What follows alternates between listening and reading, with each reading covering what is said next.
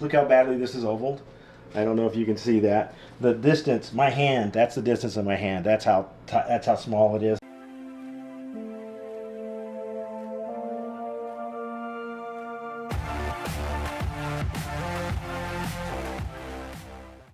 All right, so every once in a while you come across a job that maybe should never have existed.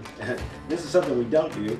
Come take a look at this. So this is, look how badly this is ovaled. I don't know if you can see that. The distance, my hand, that's the distance of my hand. That's how small it is. And I think this is a 14 or a 16. It looks like it might be a 16, but just not very good install.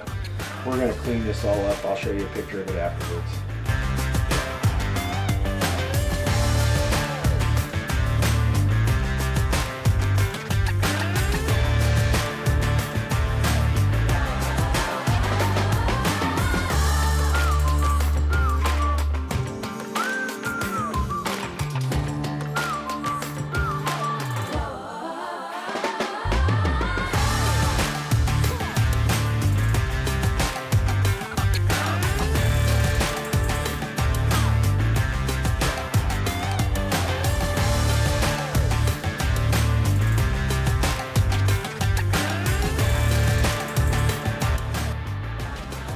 All right, so I showed you the one last time where that was old return air was on the side of this. We've now changed this over to a heat pump, and we've added the return air. Now we moved it over to the other side. It's coming down. It's going through a filter box.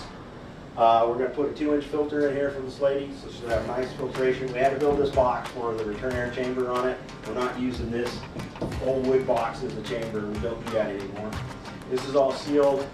We do have to patch some drywall. Other than that, this system is doing really good now. We're getting the 1200 14 CFM aluminum unit, better airflow. She should be getting close to 3 tons of cleaning out of it. I'll show all that stuff in the video. Thanks for watching. Please like and subscribe.